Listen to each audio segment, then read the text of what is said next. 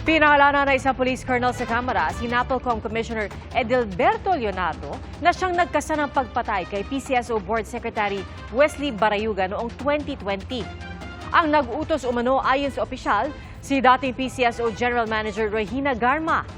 Mariin namang itinanggi ni na Leonardo at Garma ang alegasyon. Saksi si Maki Polito. July 2020 pa nang patayin si retired General at PCSO Board Secretary Wesley Barayuga habang traffic sa Mandaluyong.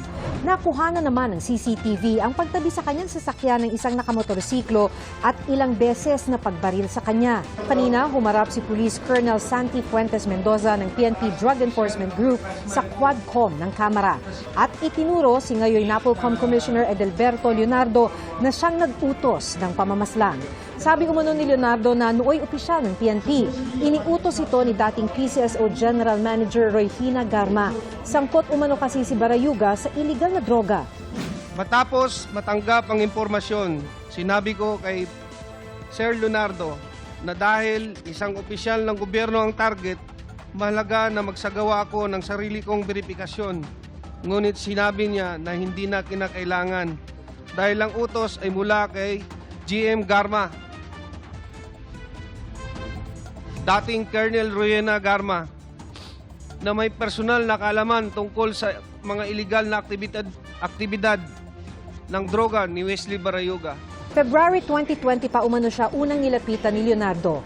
July 30, 2020 nang tawagan siya muli ni Leonardo para sabihing nasa opisina ng PCSO ang target na si Barayuga. Nadala niya sa akin ang larawan ni Wesley Barayuga habang ito ay nasa conference meeting sa loob ng PCSO. Pinadala sa kanya ni Ma'am Garma. Nag-issue na si Ma'am Garma ng isang service vehicle para gamitin ni Wesley Barayuga at binigay sa akin ang description at plate number ng sasakyan. Ipinasa ko ang lahat ng impormasyong ito kay Nelson Mariano. Si Nelson Mariano ang dating police corporal na kinontak ni Mendoza na siya namang naghanap sa hitman na nagngangalang Loloy. Sinabi pa umano ni Leonardo na isang tox ang magbibigay ng dagdag impormasyon tungkol sa target. Ang nasabing tox ayon kay Police Colonel Leonardo ay isang bata ni Ma'am Garma mula sa CIDG. Matapos makatanggap ng tawag mula kay tox, sinabi ko sa kanya mag-coordinate siya sa aking middleman na si Nelson Mariano na siyang magbibigay ng impormasyon sa designated hitman. Nang mapatay na si Barayuga, binayaran umano ni Leonardo si Mariano ng 300,000 pesos. 40,000 pesos ang parte umano dito ni Colonel Mendoza. Sabi ni Surigao Congressman Johnny Pimentel, bago patayin si Barayuga, may isisiwalat itong katiwalian sa PCSO.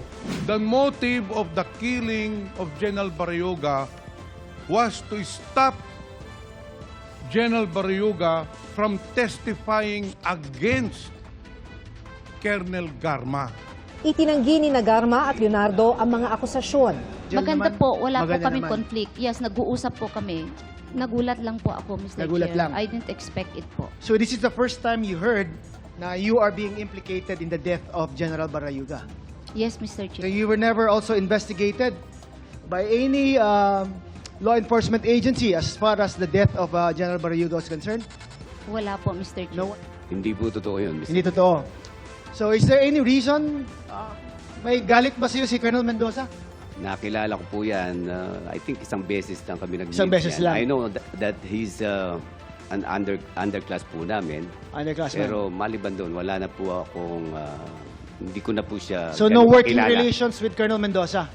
Wala po. Hindi mo Mr. naging Chair. tao before in your units? Hindi rin po. Para kay Pimentel, dapat maisali sa committee report ang rekomendasyong kasuhan ng murder si Garma. Colonel Regina Garma has been involved in the different killings all over the country. In fact, Mr. Chair, si Colonel Garma, nung unang pagdinig pa lang natin, involved na po siya doon sa pagpatay ng 3 Chinese drug lords. Nung si Colonel Garma din ay na-assign doon sa Cebu City, there were 198 killings as recorded and as reported by Mayor Tommy Esmeña. And ngayon po, klarong-klaro po na ang mastermind ng pagpatay kay Colonel General Barayuga walang iba po kung hindi si Colonel Garma in cooperation, in cahoots with Colonel Leonardo. Lahat yan itinanggi na ni Garma. Para sa GMA Integrated News, Maki Pulido ang inyong saksi. Mga kapuso, sama-sama tayong maging saksi. Mag-subscribe sa GMA Integrated News sa YouTube at para sa mga kapuso abroad, samahan niyo kami sa GMA Pinoy TV at sa www.gmanews.tv.